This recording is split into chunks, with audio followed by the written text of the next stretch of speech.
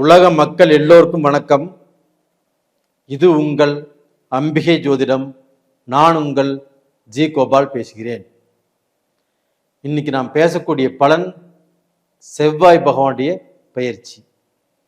இந்த செவ்வாய் பகவானுடைய பெயர்ச்சி ஆகப்பட்டது ஜூன் மாதம் 6ஆம் தேதி ஸ்டார்ட் ஆகி ஜூலை மாதம் 28ஆம் தேதி முடிவடைகிறது.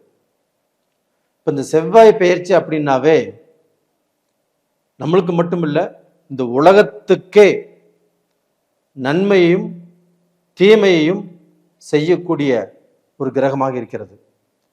செவ்வாய் பகவான் நல்ல ஸ்தானத்தில் இருந்துட்டா உலக மக்களுக்கு முக்கியமான முடிவுகள் எடுக்கிறது, இயற்கை சீற்றத்தால பேரழிவுகள் இல்லாமல் இருப்பது, ஒரு போர் நடக்காமல் இருப்பது, இதெல்லாமே செவ்வாய் நல்ல ஸ்தானத்தில் இருக்கும்போது. இதே செவ்வாய் பகவான் ஒரு ஜாதகத்துல கெட்டிருந்தால் கண்டிப்பாக போர், மிலிட்ரி, இதன் மூலியமாக பிரச்சனை, அது போக வம்பு வழக்கு, இயற்கை சீற்றங்கள், முக்கியமான முடிவுகள் எடுப்பதில் பிரச்சனை, முக்கியமான தலைவர்களுக்குள்ள சலிப்பு சங்கடங்கள், இதெல்லாமே வருவதற்கு அதிகமான சான்ஸ் இருக்குது. அப்போ அந்த செவ்வாய் பகவான் எங்கு இருந்தால் நல்லது? செவ்வாய் பகவான் ஆப்பட்டது 3ஆம் இடத்தில், 6ஆம் இடத்தில், 10ஆம் இடத்தில், 11ஆம் இடத்தில், இந்த மாதிரி ஸ்தானங்களில் செவ்வாய் இருந்தால் சில விசேஷ பலன்களை கண்டிப்பாக கொடுப்பார்.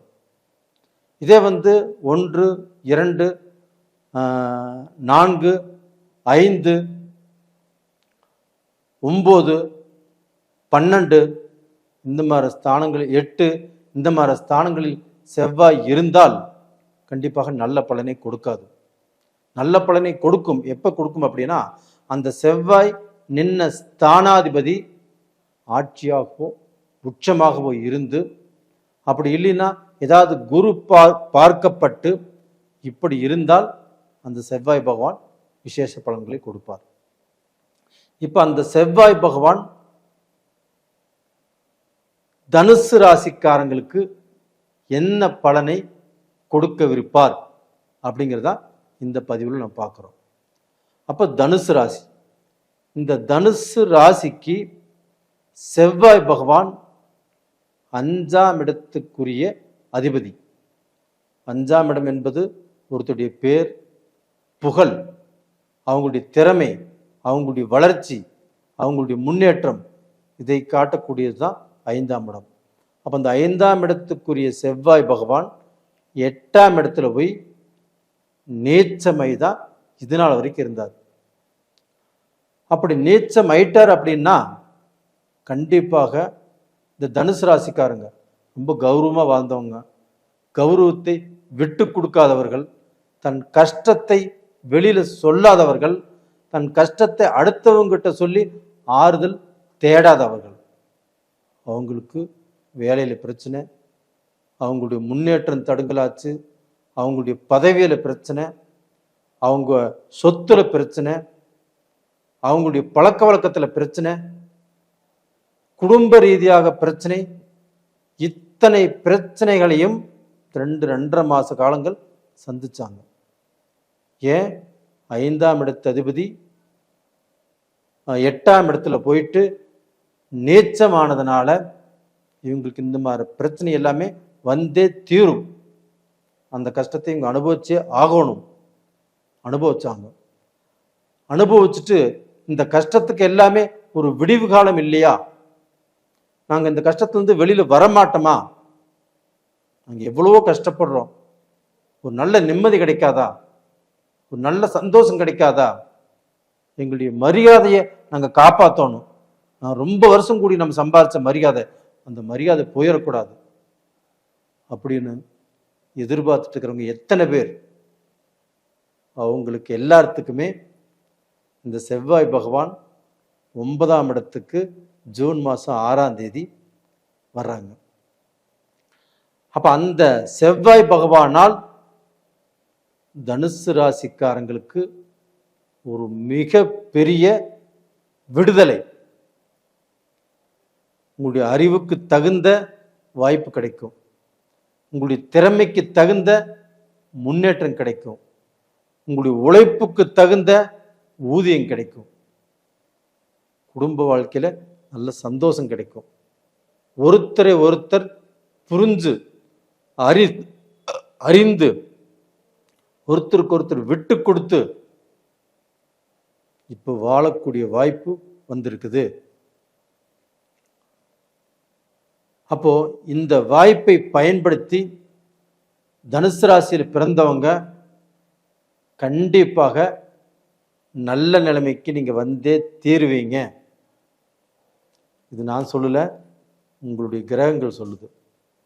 அப்ப இந்த செவ்வாய் பெயர்ச்சியின் மூலியமாக இங்க கண்டிப்பாக உங்களுடைய உழைப்புக்குண்டான, உங்களுடைய நேர்மைக்குண்டான பரிசு கண்டிப்பா கிடைக்கும். அப்போ ஒரு பெரிய மனிதர்களுடைய ஆதரவு கிடைக்கும், ஒரு விஐபி ஆதரவு கிடைக்கும், ஒரு தொழிலதிபருடைய ஆதரவு கிடைக்கும். இதன் மூலியமாக உங்களுடைய தகுதி, உங்களுடைய தரம், உங்களுடைய அந்தஸ்து இது மாறும். ஒரு நல்ல பொசிஷனுக்கு வரக்கூடிய அமைப்பு தனுசு ராசிக்காரங்களுக்கு இருக்குது. அப்போ டோட்டலாக பார்த்தீங்கன்னா தனுசு ராசிக்காரங்க அது ஆணாக இருந்தாலும் சரி, பெண்ணாக இருந்தாலும் சரி, இந்த சமயத்தில் பாராட்டப்படுவீர்கள். ஏன்னா உங்களுக்கு 5ஆம் இடத்து அதிபதி 9ஆம் இடத்துல பாக்கியஸ்தானத்தில் இருக்கிறாங்க. நீங்க எதிர்பார்த்த பதவி கிடைக்கும், நீங்க எதிர்பார்த்த வளர்ச்சி கிடைக்கும், கௌரவ போஸ்ட் கிடைக்கும், உங்களை எல்லாரும் பார்த்து பெருமைப்படக்கூடிய வாய்ப்புகள் உங்களுக்கு உருவாகும். அதுபோக இந்த 5ஆம் இடத்து அதிபதி உங்களுக்கு 9ஆம் இடத்தில் இருக்கிறதுனால உங்க மக்களால் நீங்கள் பெரிய பாக்கியசாலி ஆகிறீர்கள். உங்க மக்களுக்கு வேலை கிடைக்கும், உங்க மக்களுக்கு நல்ல படிப்பு வரும், அந்த படிப்பு மூலியமாக நல்ல காலேஜ் கிடைக்கும், அந்த காலேஜ் முடிச்சிருந்தாங்கன்னா நல்ல வேலைக்கு போவாங்க. இப்போ ஏதாவது இன்டர்வியூ அட்டன் பண்ணால் அந்த இன்டர்வியூ சக்ஸஸ் ஆகும், அவங்களுக்கு திருமணம் நடக்குங்க. அது போக அந்த திருமணம் பண்ணி அவங்க வாழ்க்கையில் ஏதாவது மனக்கசப்பு, மனசங்கடங்கள், நல்ல வாழல அப்படின்னா கூட இந்த பீரியட்ல நல்ல வாழ்வாங்க, நல்ல மாற்றங்கள் உருவாகும், நல்ல திருப்தியா இருப்பாங்க. நீங்க எதை பத்தியும் கவலையப்படாதீங்க. உங்களுக்கு தேவை இந்த பீரியட்ல மன சந்தோஷம், ஒரு நல்ல நிம்மதி, ஒரு நல்ல தொழில், ஒரு நல்ல முன்னேற்றம், இது எல்லாமே கிடைச்சே தீரும். அது போக பார்த்தீங்கன்னா தனுசு ராசியில் பிறந்த பெண்கள் நிறைய பேர் கணவருடைய ஆதரவு இல்லாமல், கணவரே இல்லாமல் நிறைய பேர் கஷ்டப்பட்டு நம்ம குடும்பம் நல்லா இருக்கணும், நம்ம மக்கள் நல்லா இருக்கணும், நம்முடைய வேதனைகள் தீரணும், நம்ம பலகாலமாக கஷ்டப்பட்டு இருக்கிறோம், அந்த கஷ்டங்கள் தீரணும் அப்படின்னு வேலைக்கு போகிறாங்க, பிஸ்னஸ் பண்ணுறாங்க. அவங்களுக்கும் இந்த பீரியடில் நல்ல மாற்றம் வரும், மக்களால் நல்லா இருப்பீங்க. நேயர்களே, இந்த பதிவு பிடிச்சிருக்குன்னு நினைக்கிறேன். பிடிச்சிருந்தா லைக் பண்ணுங்க, சப்ஸ்கிரைப் பண்ணுங்க. இந்த பீரியடில் நீங்கள் வணங்க வேண்டிய தெய்வம் எதுனா வேறு யாரையுமே வணங்க வேண்டாம். குரு பகவான் உங்களுடைய ராசியவே பார்க்குறாரு, அற்புதமான டைம்.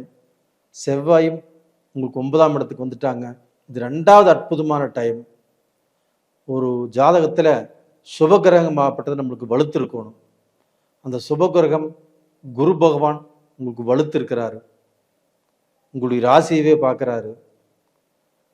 உங்களுடைய 5ஆம் இடத்து அதிபதி செவ்வாய் பகவானும் 9ஆம் இடத்துல இருக்கிறாங்க. இதை விட உங்களுக்கு என்ன வேணும்? கண்டிப்பாக நீங்கள் படிப்படியாக உயர்ந்து வளர்ந்து அடுத்தவங்க கண் பார்வைக்கு முன்னாண்ட உங்களை அவங்க பெருமையாக பேசக்கூடிய டைம் வந்துருச்சு. நல்லா இருப்பீங்க, தைரியமா இருங்க. நேயர்களே, இந்த பதிவு பிடிச்சிருக்குன்னு நினைக்கிறேன். லைக் பண்ணுங்க, சப்ஸ்கிரைப் பண்ணுங்க. நிறைய பேர் என்கிட்ட ஜாதகம் அனுப்பிச்சிட்டு இருக்கிறீங்க. உங்கள் எல்லாத்துக்குமே என்னுடைய மனமார்ந்த நன்றிகள். நேயர்களே, உங்களிடமிருந்து விடைபெறுவது உங்களின் ஜி கோபால். நன்றி, வணக்கம்.